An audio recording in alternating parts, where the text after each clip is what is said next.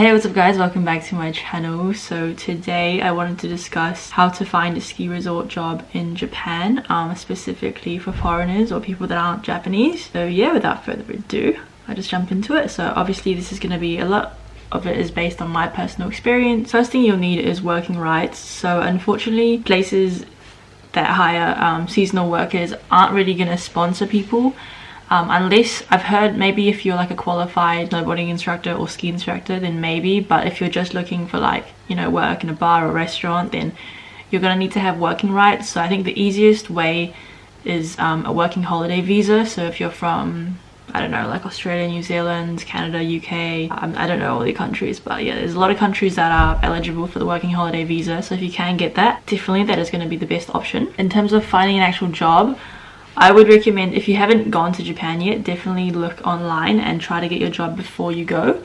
I think that's the easiest way. The reason is because when you apply for a job in a ski resort, a lot of the time it comes with staff accommodation.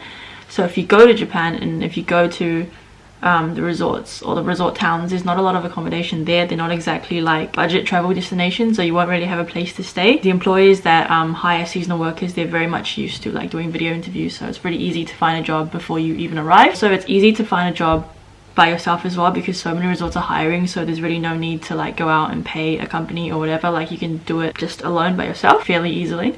So what do you need to apply for a job? Well, obviously you're going to need a CV. So mine is just an English CV, pretty basic. Just have your, you know, experiences, maybe education. You speak another language, definitely put that on there. Like personally, I speak Chinese, so that's going to be really beneficial as well. But in terms of the language requirements, you don't need to speak Japanese at all. Like a lot of these resorts targeted towards foreigners, all their customers, their guests basically come from other countries, so you won't really be, you know, interacting with a lot of Japanese people. So basically the only real requirement is English. Even in saying that, like I've seen some jobs for drivers where you don't really even need to speak English. So yeah, I mean I guess there's really no requirements in terms of language. In terms of where to find a job, two main popular ski resorts I would say in Japan are Niseko, which is in the north in Hokkaido, and Hakuba, which is, I forget the region, I think Nagano is the prefecture.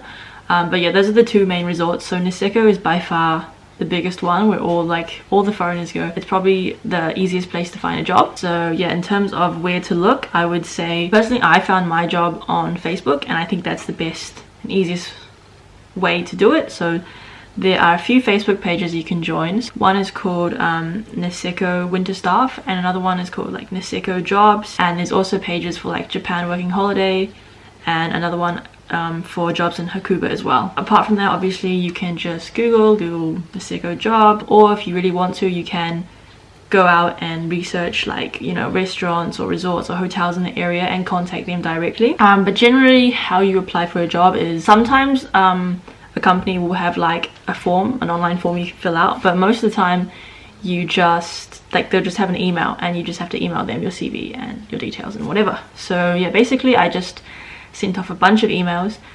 So once you have your CV, it's actually really fast. Like if you make a little template and say, you know, like, hey, this is me, I have a, you know, working holiday visa, I'm looking for work for the winter season, and then you can basically send off the same email to like a bunch of different companies, and it's really fast as well. In terms of when to apply, so the season starts from about late November, early December, and it goes all the way through February, even March and April sometimes. But generally the busiest times are like during Christmas, New Year's, that kind of period.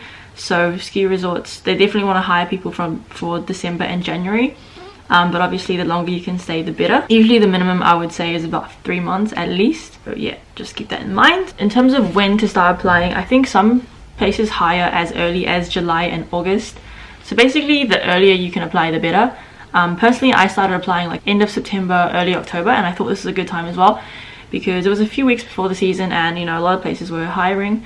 And even during like November, December, like during the season as well, there's probably people hiring. So I guess yeah, basically whenever you can. Obviously the sooner the better, but again, don't worry if you think it's too late.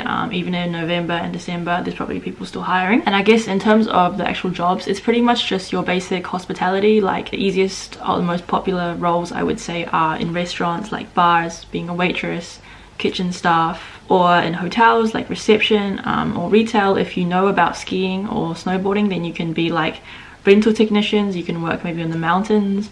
There's also sometimes like the leisure resorts will hire daycare, so if you have childcare experience, like you can be a nanny, you can, you know, look after kids, or yeah, working as a cashier in retail and just that kind of thing. Yes, in terms of the wages, so coming from New Zealand, or if you're coming from Australia as well, like the wages in Japan are pretty low, so it's not really somewhere you go to really save money. I would say the job that I got pays about 1,500 yen, so 1,500 yen per hour, which I think is decent, and personally I wouldn't really go any lower than that. I've seen jobs with, you know, wages as low as like 1,000 yen per hour, and honestly, personally I don't think it's worth it for me. Like obviously if you really want the job, or you know, if you think it's good, then go for it, but personally I would say don't go any lower than 1,500 yen.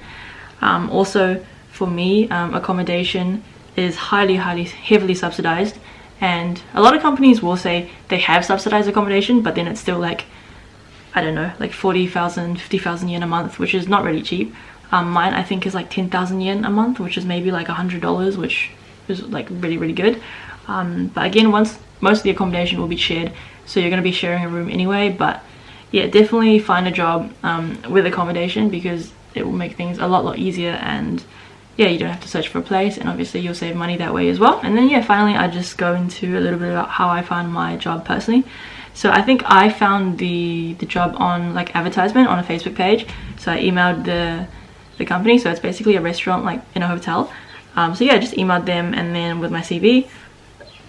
About a week later they replied to me, and they just asked me like when I'm available to work, like if I had what working rights I had, and if I needed staff accommodation, and then basically just scheduled an interview for the next day. So honestly, that interview was the easiest interview I've ever done in my entire life. It was probably not even 10 minutes, maybe like 7 or 8 minutes on, I think it was on either Zoom or Google Meet or something. It was like a video interview. And yeah, the guy basically didn't even ask me any questions. Like they were just like, where are you from? I don't know, I think he asked if you'd been to Japan or something, and then basically just if I wanted to work in the morning or in the afternoon. They didn't ask me anything about like really my experience in hospitality or even languages I spoke or anything, so that was super simple. But bear in mind, I have had other interviews which are more in-depth, and they ask about like, you know, give me a time where, you know, that kind of thing in situations, so be prepared for that as well. But yeah, luckily for me it was like super easy. Yeah, I guess it depends on luck, and it depends on where you're going, but like, personally I feel like the guy that interviewed me, like he was pretty chill, and I thought that was a good sign as well. Kind of it really. Basically after the interview, a few days later, they emailed me an offer with like, you know, all like the salary and the benefits and all that. So yeah, that was kind of it. Overall the process was pretty fast. Personally I found that it was really easy. Like when I was applying for jobs, I got a lot of responses, maybe because of all the languages I speak, or maybe because of my experience. But yeah, in general, I think even if you just speak English, like you can still definitely find a job in Japan. So yeah, that's it. I hope this video helped you guys out, and I'll see you later. Ciao.